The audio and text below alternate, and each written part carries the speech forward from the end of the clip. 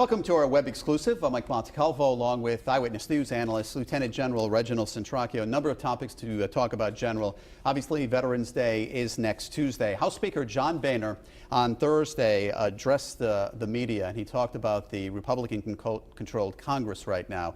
And he talked about a number of different things. One of the things he brought up, and we've heard this numerous times, is for businesses to hire veterans. And the question there is, how are they going to do this? You can only do it if they decide they want to do that and that they have ownership of the community that they have their business in.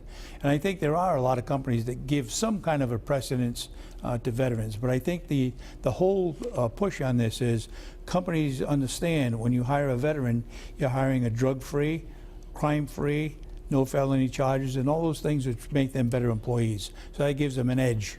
Okay, we've heard that before, and it still hasn't happened. Do incentives need to be put into place here? There probably would be incentives, sure. Some kind of a tax cut on the federal tax, or some kind of an incentive to give them some kind of initiative to do this. But I think for the most part, it would be better if companies and industry itself would offer that up on their own. And we saw, we were actually at that job fair a few months ago where they were trying to hire veterans. There were a number of companies there. Also on Thursday, General, the Veterans Affairs Department said they have reduced wait times at VA hospitals across the country, I think about 18% since May. How did they do that?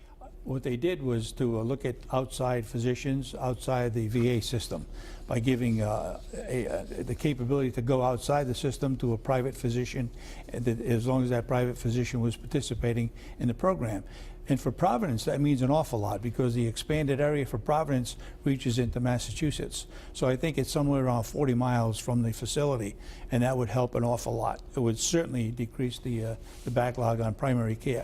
All right, campaign 2014 is in the books. Governor-elect is Gina Raimondo. She said she wants to bring in a lot of fresh faces. New governor also could mean changes in the Guard, right? It could. In this particular state, the governor appoints the adjutant general.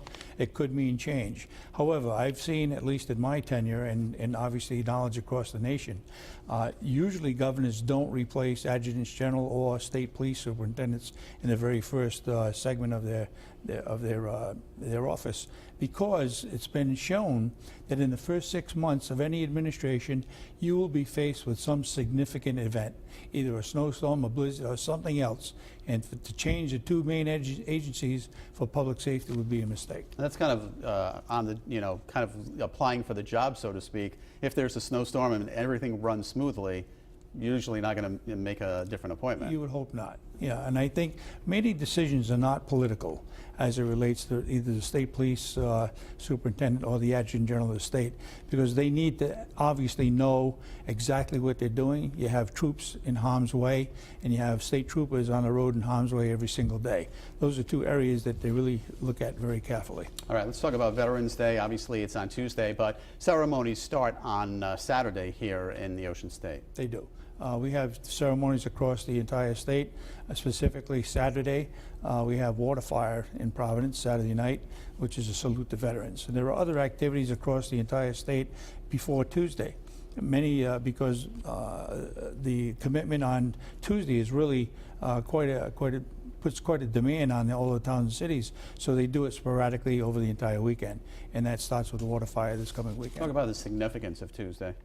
Tuesday really is an opportunity for all of the people in the country to thank a veteran. It started back in over when World War I ended as Armistice Day, and later on it became known as Veterans Day.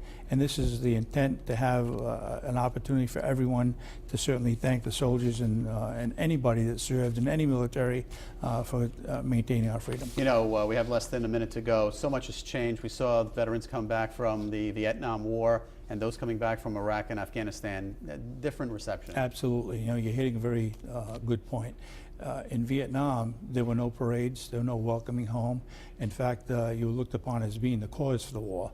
Today, there's a totally different change in the attitude, and rightly so. All right, General, thank you for your service, and we thank all veterans. Have a good day.